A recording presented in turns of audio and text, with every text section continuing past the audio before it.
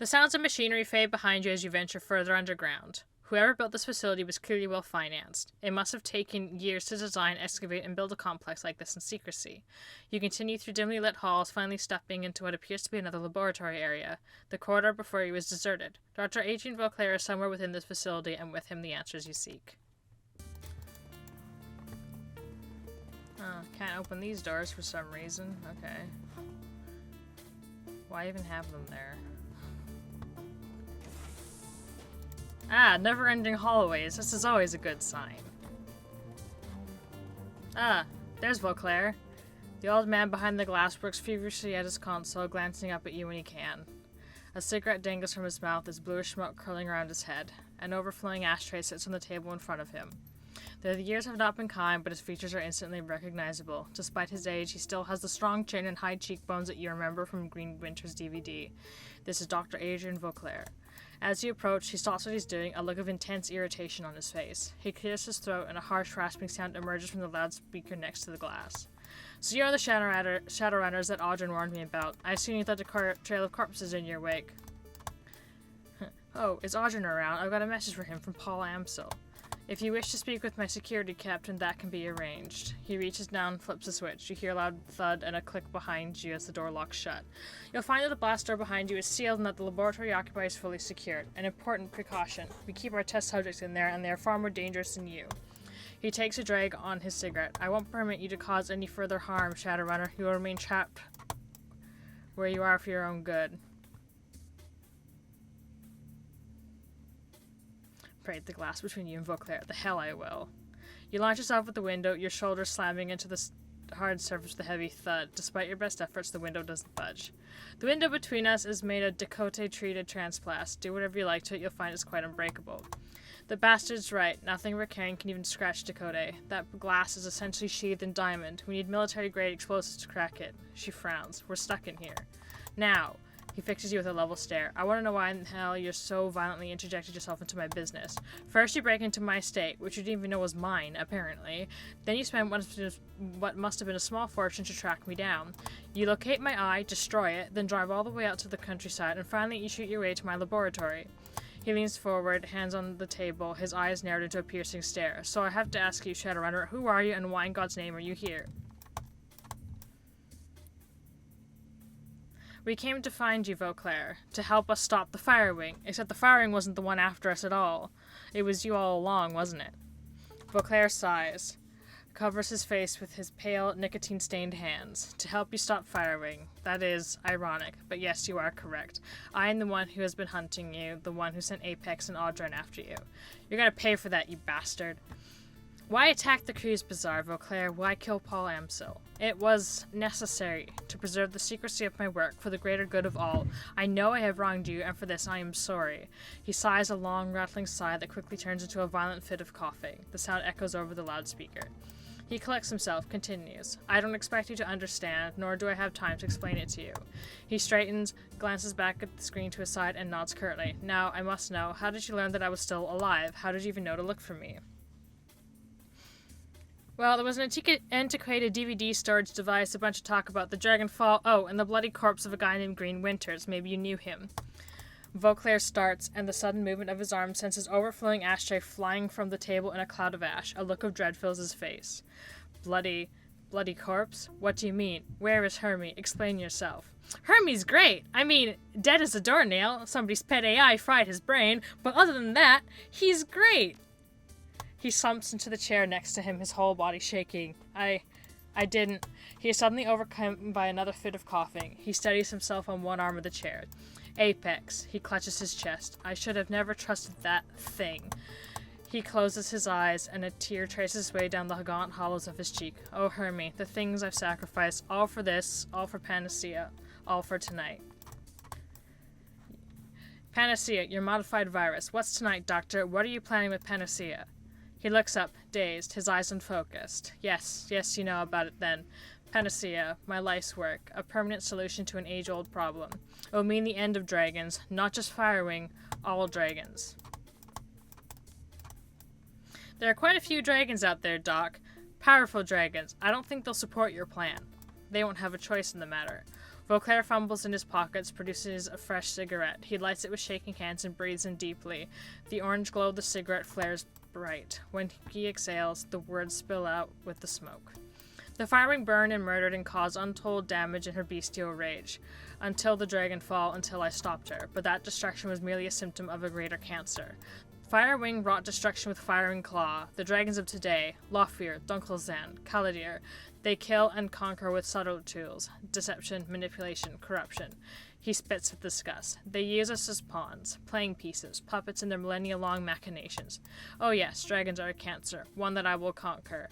Or worse, destroy all of humanity if we do not stop it. One that metastasized when the world awakened. An ironic metaphor, since it was the failing of my own body that allowed me to see it. Cut to the chase, Doc. I saw the notes. I know Panacea is a stable variant of Doom. Whatever you're doing, it can't be good. Vauclair clenches his jaw. Good or bad is immaterial. I do what is necessary. He trembles, racked again by violent coughing. As the coughing subsides, he takes another long drag on his cigarette, the ash creeping closer and closer towards his mouth. I'm sorry, Hermie. I'm sorry you won't be able to see it for yourself. I'm sorry I failed you. Vauclair turns his attention back to the computer, stubbing out his cigarette. He grabs a fresh one from the pack and lights it. Tonight I'll release my panacea to the world, and how absurd that the instruction of Dragonkind's destruction.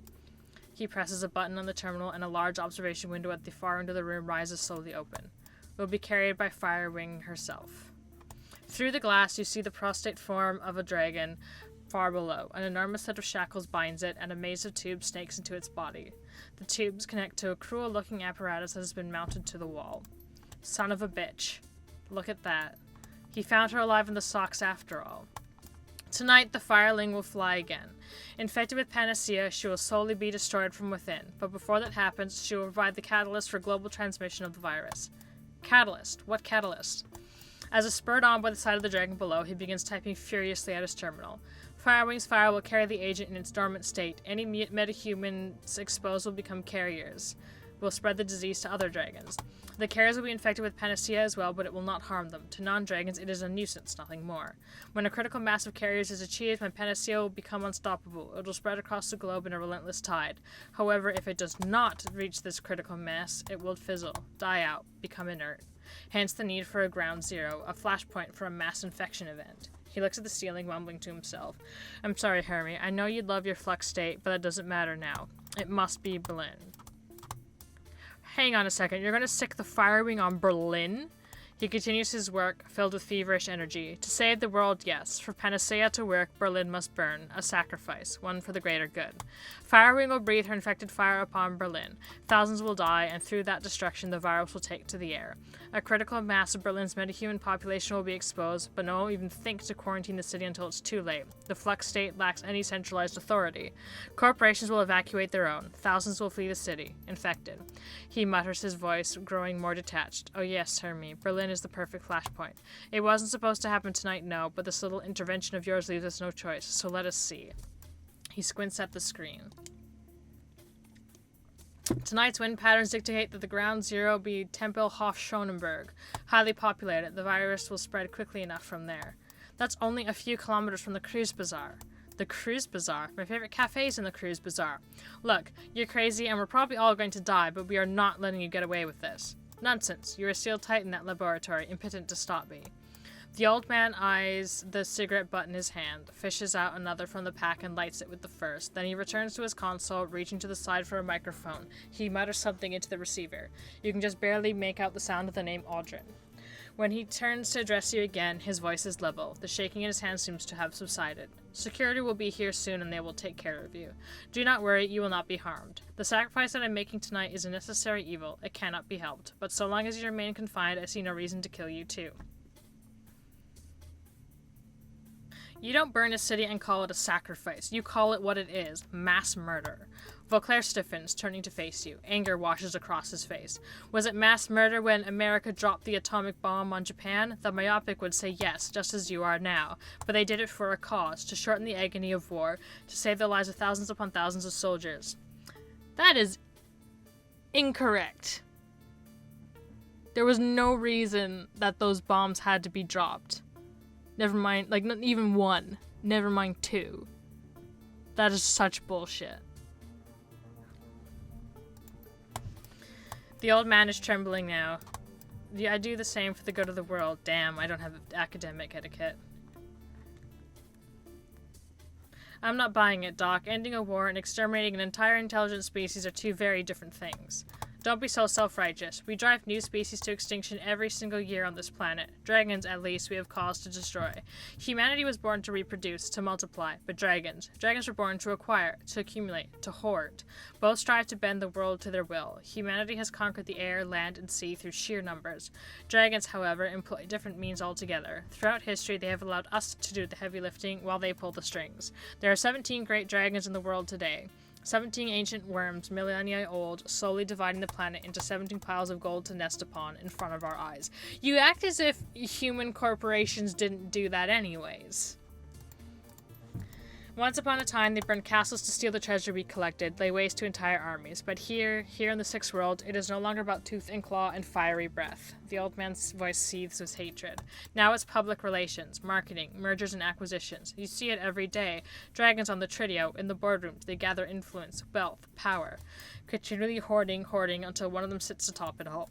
Perhaps not in this cycle of the world, perhaps not the next, but one day one worm will stand alone, triumphant, with all of humanity as its cattle, with all the world as its prize, and that, he trembles, his voice dropping to a whisper, that I will not allow. How are you going to get the Firewing to go along with this plan of yours? Vauclair continues his work. Oh, that's simple enough. He gestures to his left. She has no choice. The gaunt woman in the containment cell stands rigidly, her face pressed against the glass, her haunted yellow eyes tracking her every move. She appears frightened, disoriented, lost. Her mouth moves silently, her voice muted by her glass cage. So the stories Green Winters found were true. Firewing's astral form was separated from her body when she fell. You trapped her somehow. Yes, but that came later. In 2012, we took down Firewing with an experimental weapon. This device, suffice to say, I couldn't fully predict how it would affect her. In 2036, I led a search team into the Socks. I had to know what really happened to the creature that I had slain. We found her alive, in a way. The dragon's astral form, her spirit, you might say, had been ripped from her body by the weapon. It was trapped inside a young woman living in the Socks. A mob of glowpunks revered her, treated her like a goddess. I transported the young woman and the dragon's body here where I could study them. You mean that she's been in that cell for almost 20 years? The old man nods absently. No choice. A creature separated from its astral form cannot live more than a few hours before both die. It was the high-intensity radiation of the Socks, combined with the magical creature inside her, that allowed the woman to live as long as she has. So, Vauclair seems almost eager to explain. The environment within her containment chamber mirrors that of the Socks. It has allowed us to keep Feuerschwinge alive all these years while her bestial shell remains chained up below. Now, as for her physical form, that will be simple as well. We've drilled a series of electrical charges drilled into her skull. When we release the Firewing's body, empty of her astral self, we will trigger all the various instincts and primal urges left in her reptile brain. She will unleash her fire when we command it. That's horrific, even for a mass-murdering dragon. He shakes his head. Misplaced empathy. That beast blazed a path of fiery destruction across Germany. But no matter, I have more important things to do than to debate the morality of this with you. Firewing must fly, Berlin must be sacrificed, and it must be tonight. Now where's that damned Audrun?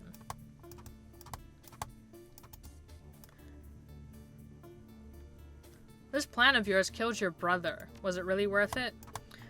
Vauclair's fist slams to the table, sending his cigarette flying in a cascade of sparks and ash. No! Nothing can make that right. Nothing. He runs a hand through his unkempt hair, blinking through a haze of sudden tears. Damn it, Hermie. Why couldn't you just let me go? Aw, did your brother die? That's funny, because you're about to murder my entire case.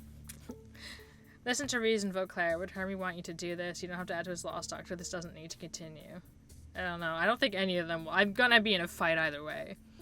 You don't have to add to his lost doctor. This doesn't need to continue. Or do I want to be really unsympathetic? I was gonna go with the first one. He covers his eyes. No, I'm afraid it does. I loved my brother more than you can know, but... He wipes away the tears, looks you in the eye. This changes nothing. My brother's death only strengthens my resolve. Were I to stop now, his loss would be in vain. He would want me to continue. I've watched hours of your brother's video footage, Vauclair. I probably know him better than anyone alive except yourself. His face twists into an ugly sneer. You've watched footage, and that makes you think that you know the man? You know nothing. I know that he wanted you to stop all of this years ago. He begged you to, and you promised him that you'd try. Vauclair falls silent. A wisp of smoke traces its way from the tip of his cigarette to the ceiling. She's right, Vauclair. Your brother died trying to save you. If you don't turn back from this, his death will have meant nothing. Nothing at all. That's enough. Hermes' death was a tragedy. I will not let you use it to manipulate me. Vauclair straightens. He looks angry, but beyond the anger, he can sense a deep fatigue. Look, you're not infallible, Doc. You've already made mistakes here, and people died as a result.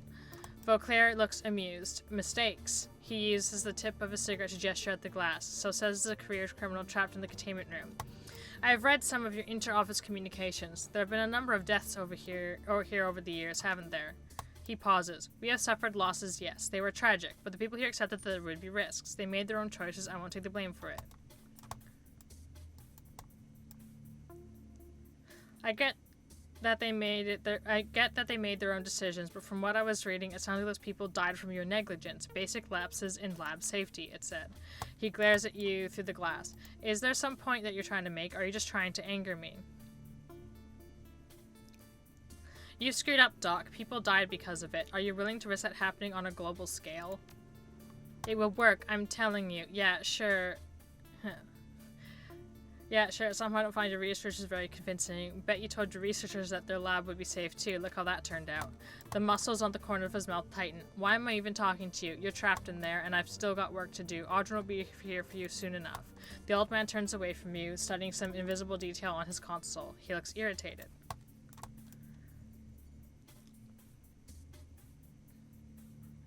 There are worse things out there than dragons, Vauclair. Exterminating one threat could open the door to... I'm gonna do this one first. Even if you succeeded this, eliminated dragons would create a dangerous power vacuum. He laughs. A pointless argument. Any power vacuum created through dragonkind's extermination will be filled by meta-humanity. Any backlash will light itself over time.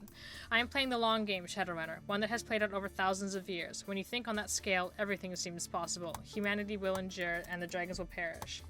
There are worse things out there than dragons, Vauclair. Exterminating one threat could open the door to another.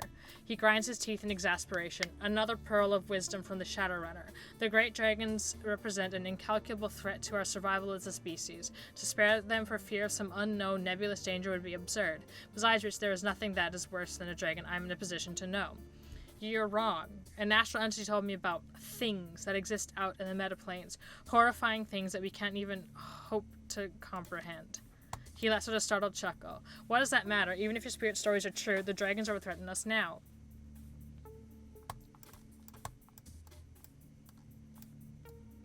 But dragons don't exist in a vacuum. They're a part of the awakened world's ecosystem, and they have been since the beginning of time. I agree that dragons pose a serious threat to humanity, but we need to face that threat with patience and care. What we need is a scalpel, and panacea is a jackhammer. I want the first one. Next, Come on, Doc, think past your vendetta for a second. What if exterminating the dragons changes the landscape in a way that we can't predict? I'm gonna go with the last one. He sighs. A crude analogy, but yes, all things being equal, a careful approach would be best. Unfortunately, all things are not equal. We don't have time to deal with each dragon on an individual basis. We must wipe them out in a single stroke, and that is what panacea will do. And what if you later discover that you shouldn't have? You can't unkill them. What you're really proposing to do is irrevocably change the ecosystem of the world, and you don't know what might happen as a result. I will not just sit back and let them take over the world. I must act. His bony hands clench into fists. I will act. You may be right, Vauclair, but this isn't the answer. Vauclair glares silently through the glass. I've heard enough of this, Vauclair. You're nuts. Ager's voice is low and menacing. You don't want to do this, Vauclair. There has to be a better way. Vauclair stops, bows his head, and closes his eyes. I am a man of science, Shadowrunner. A better path may exist, but I do not know what it is. I wish that I didn't have to sacrifice so many. I wish that Hermie hadn't had to die. But this solution is here, now, in my hands, and I choose to take it. Through the speakers, you can hear the sound of heavy footsteps approaching. Hey, bud.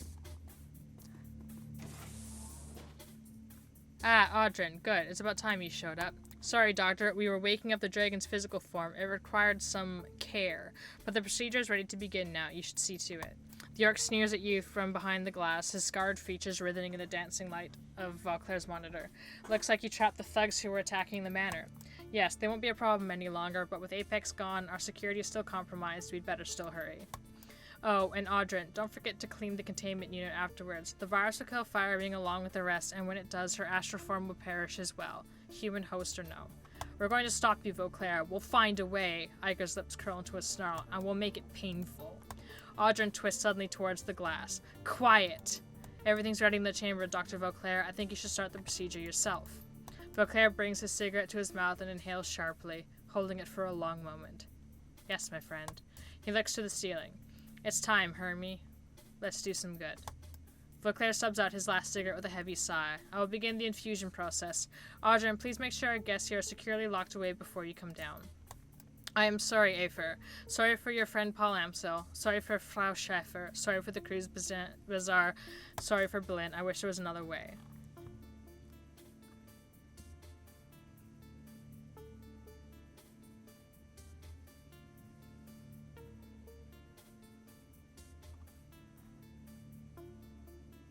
An elaborate plan to destroy an entire species, a massive underground fortress with an army of mercenaries. You sound just like a dragon, Doc. Fire flashes in Vauclair's eyes. His back straightens. And what do you presume to know of dragons? I've spent my entire life studying them. Look at yourself. You're nothing more than the other side of the same coin, those in power manipulating those who aren't. Perhaps I am, but for one difference, I am a man. I am finite. A man can gather power, wield it for his lifetime, but nothing more. His work will fade, lost to the inevitable entropy that decays all. Oh, he may create a dynasty that will stand for a time, but his dust will not reap its benefit. Vauclair's voice is steady now. For a moment, his age, illness, and fatigue fall away. Dragons. Dragons are immortal. Time means little to them. What they will, and no power can truly stop them unless it is death itself. War, plague, famine, natural disaster, setbacks. Merely setbacks. Avarice eternal. No, Shadowrun, I am not one of them, no more than you are. Vauclair looks down for a long moment, then turns and exits the room.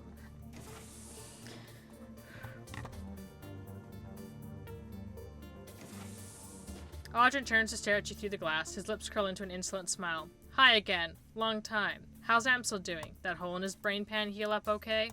Glory fixes the orc with a cold stare. Taunt all you want. If we get out of here, you'll wish you'd never set foot in the cruise bazaar. The burned orc knocks on the heavy transplant window separating you. Afraid that's not going to happen. This lab's locked down tight, like the doc said. The test subjects that they keep in there don't play well with others. Dangerous, nasty things. And they don't smell great either. But you'll see it for yourself in a second.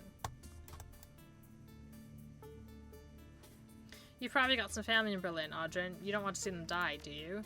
Dr. Vauclair's my family, asshole. He's a great man, a man of vision, and I'm gonna make sure that vision becomes a reality. He checks the monitor. Listen, I gotta go. Have fun with the test subjects while I'm gone. He grins and flips a switch on the console. You hear the hiss of doors sliding open nearby. If you're still alive when I get back, I'll put a bullet in you or something. God damn it.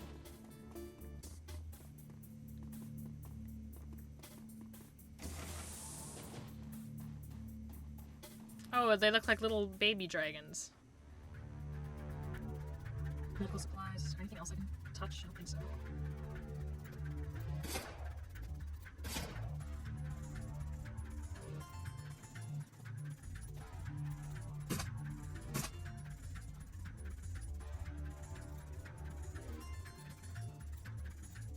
Of course.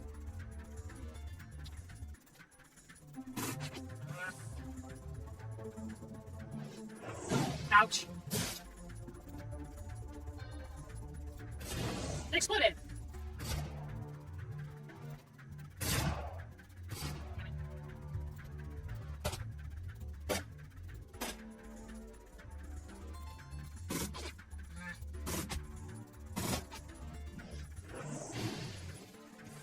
You did your best, I guess. Oh, look, there's more. Great. Oh, good. Wonderful. Love that.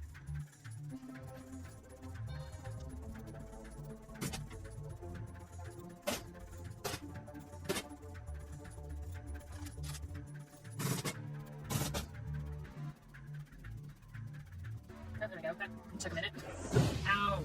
Oh, look, there's more. Man, I was just thinking, man, only 2, this is great. That's barely anything. I'll be fine. I was like, oh, there's 4. Okay. Line of sight blocked, as we call it. Damn it. This line of sight still blocked. Oh, that was that thing.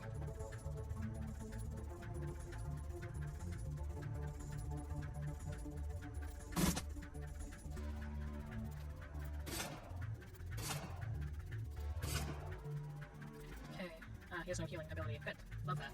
Fantastic. Yay! Oh, there we go. Oh, he has some healing spells. I need line of sight blocked. Just standing right there. Seriously, how is that line of sight blocked? Ow.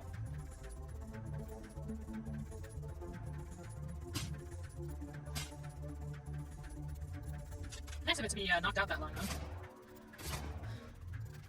Use this on himself. Higher, please. Sorry, Glory. Anything down here that I can look at? No.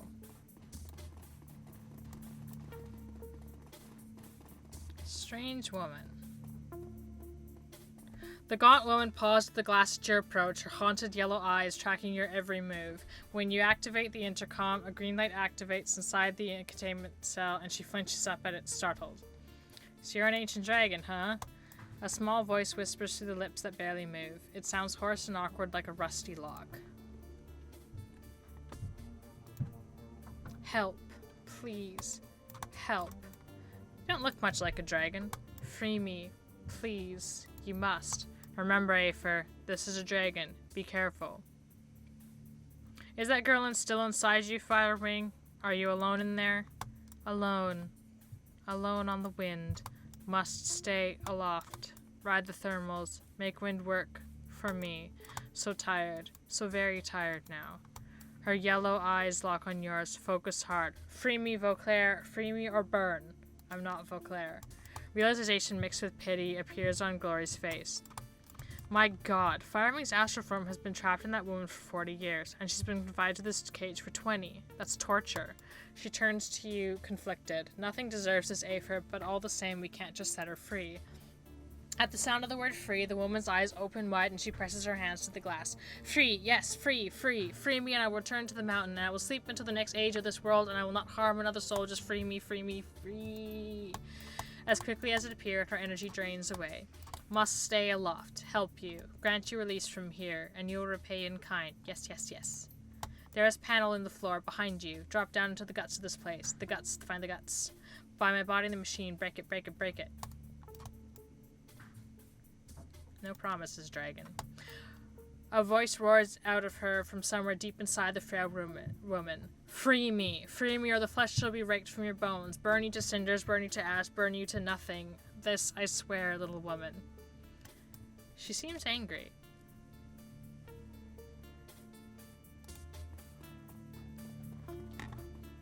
Bye, guys.